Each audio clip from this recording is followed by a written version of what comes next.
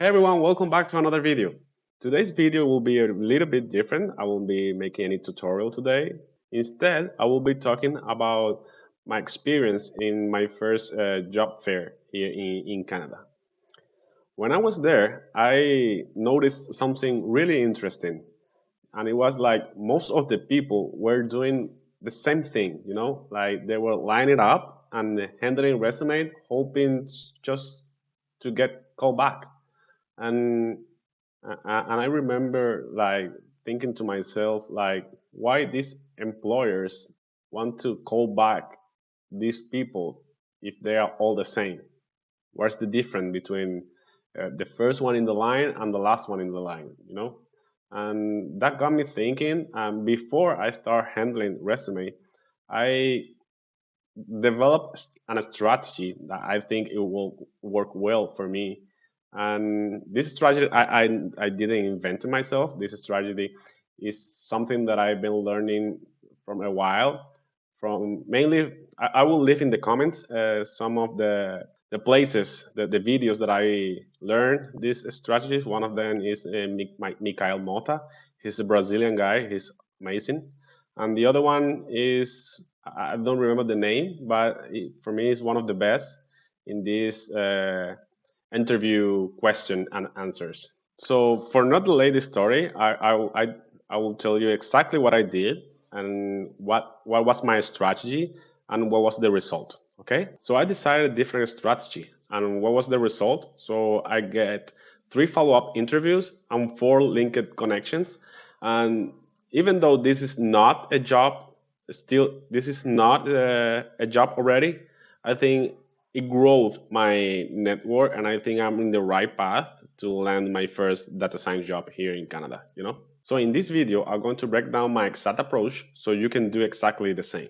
First, imagine the typical job fair. Okay, there are people crowding around the booth like bees on a honey. People very nervous. People like trying to talk about themselves most of the time too quickly. People are very stressful. This is a very stressful environment, even though most of the people look calm. This is a very stressful environment.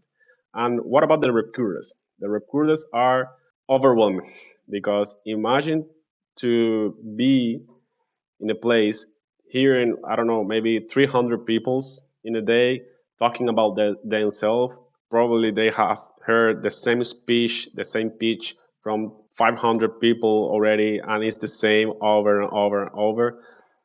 They probably be exhausted. So we need to try something different. So instead of me trying to be just another resume on the table, I wanted to be I wanted to have a memorable conversation with a recruiter. I wanted to be that candidate that when the recruiter go home to his wife or his or her husband or anything, her partner or whatever, I want to be that candidate that when they are eating, they say, "Oh, you know what happened to me at work today? I was in this job fair, and it was this candidate that asked me about my day, and that make my day." You know, that's what you want to be. You want to be that candidate. You don't have to have the best resume. You don't have to be the perfect pitch. No, you don't have to be any of that. You have to be the candidate that they will remember after the fair is over. So keep that in mind. Actually, this advice I took it from Mikael Mota that I told you. I will leave the link in the description to their video. And so far, nobody told me that before. And since I've been doing that, my chances to get an follow-up interview increased like a lot. So before I go to talk with any recruiter, I develop myself in my head a 5-step strategy. And I will talk about this 5 step just quickly so you can do the same. The first step is calibrate. You need to calibrate the person in front of you. The second is you need to be genuine interested about the company. You need to ask about the company. You need to interview with them about the company they are working. The third is you need to connect your background with everything that they told you. Try to connect everything that you have done with everything that they told you about the company in that same place. Four, you need to let them ask you for the resume. You need to try to lead the conversation to they ask you to your resume or your LinkedIn profile, something like that. If they don't, then you will say something like, "Hey, I really like to talk to you. Is there any way that I can keep in touch?" Something like that. Or, "Hey, I really like to talk to you. Do you happen to know somebody do need my skills?" Something like that, just to you can grow your networking. You know what I mean? And finally, the last tip: end it like a professional. Never end at the conversation like, "Okay, bye," and go. No, you need to show genuine interest for their time. You have to say something like, "Oh, thank you so much for your time. I really appreciate the time that you spent with me. I hope you find the perfect candidate for your role." You have to show some empathy and some professionalism. So when you leave, they remember that conversation not as an interview, but as a good interaction that they have with somebody in a fair that they will remember when they get home. You know. So let's break down these 5 steps one by one, so you can see what I mean with each one of those. Okay, tip number one: calibrate the person in front of you. Before I say anything, I quickly calibrate the recruiter. That's the first step. What I mean by calibrate, I say like, are they too serious? Or are they relaxed, like they are open, they are smiling? And why? Is there anything that happened in that moment that make them smile, maybe? And with these subtle tips, I then tell myself, okay, how is the best way to open the conversation with this person in front of me? I didn't see him as a recruiter, him or her as a recruiter. I seen like a person in front of me that is working and I'm trying to make them have a good time. Okay, so if the person seems too tense, I will keep it as formal as possible. "Hello, my name is Manuel. How are you? How are you? How's the fair so far?" "Ah, it's been good." Something like that. If the person looks relaxed and is more open to small talk, I will start like with a joke so he can relax and forget about the interview for just a second. No, with a clown behavior, you don't want to be too much relaxed, but just to break the ice. Something like, "Oh, it's a busy fair today, right? Oh yeah, it's really, really busy." It feels like everybody needs to get a ticket or something like that.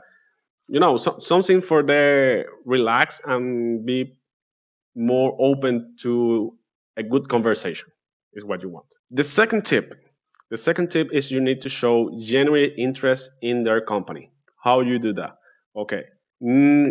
I would say that 90% of the candidate, this is the point where most of them fail. Why?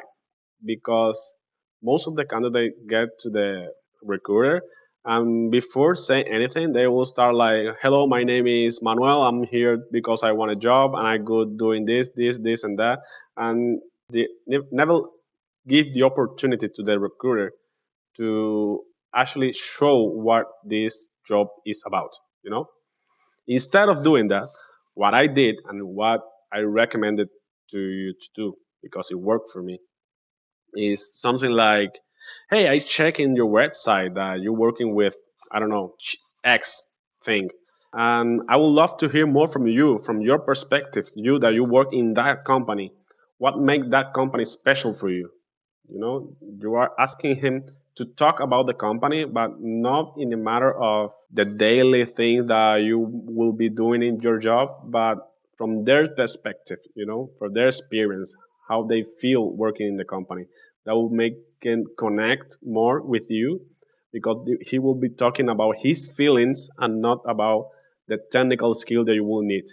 You know, recruiters love this because they start talking and there's no end. If they really love their company, they will start talking, and you just have to say yes, yeah, oh, awesome, yes, yes, that's good, that's perfect, and you don't.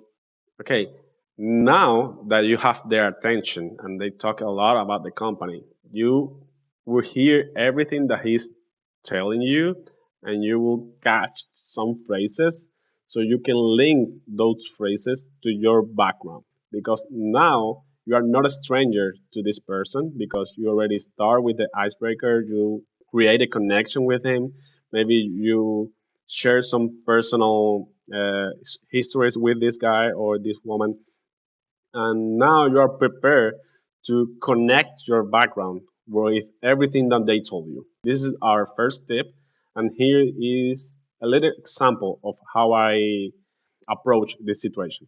Okay, it will be something like, "Oh, that's super interesting. Everything that you told me. In my background, I work with X or Y, and I could definitely help you to solve this why problem that you take, because in my previous company I worked with the same issue and we solved it like this, and the result was we increased the human interaction, something like that. And that creates something like, oh, this candidate actually knows what he's talking about, and not only knows about that, he came with a solution that we can they can say like, we already thought about that, or oh, I haven't think about that. That's actually a really good solution, and that will keep you in his mind. At this point, you will now be in a position that this recruiter is thinking, oh, this is actually a good candidate for my company. Actually, I want to get to know more about this candidate. And they will ask you for your resume. And if they didn't ask your resume, as I said before, you just simply say, oh, I would really love to stay in touch with you in case there is a role or an opening that I can contribute. And in case it isn't, can you think about somebody or some company that could be interested in my experience that you know? Something like that. And finally, before you go away, always say something like, "Oh, thank you so much for your time. The time here that you're spending with me. I really hope that you find the perfect candidate for this role. It was really nice to meet you." Something like that. That you need to show real empathy, and it can seem push. You need to go to this part as calm and as confident and as friendly as you were talking with your best friend, and you just have a coffee and you just leaving. You know, something like that. And what was the result? Well, by the end of the fair, I already have 3 follow-up interviews scheduled, while many people didn't receive a single email. Why? Because the recruiter didn't remember them. You know, when the fair is over, the recruiters go home and they have this long sheet of people there that they even remember how they were, if they're male, female, they don't remember anything, but they still will remember you because you make an impression, and they will say, "Oh, I remember this guy. What was the name? I think it was Manuel." And they will look you in the sheet, and you will be the first one to give in a call. You know. So keep up this in mind. So if you're going to a job fair any soon, try this strategy. It worked really well for me. Don't just hang out some resume. Try to be prepared before talking with a recruiter. Try to look for the company, what they do, how they do it. And if there is no time to do all this kind of stuff, it doesn't matter. You just ask to the recruiter, hey, I see that you have a really long line here. I didn't know your company. Can you talk me a little bit more about yourself? Try like you are interviewing them, not they interview, and they'll make you stand out. So if you want more videos like this, like interview, career tip, Python, SQL, make sure to subscribe. Thank you for watching, and I will see you in the next comic. Thank you.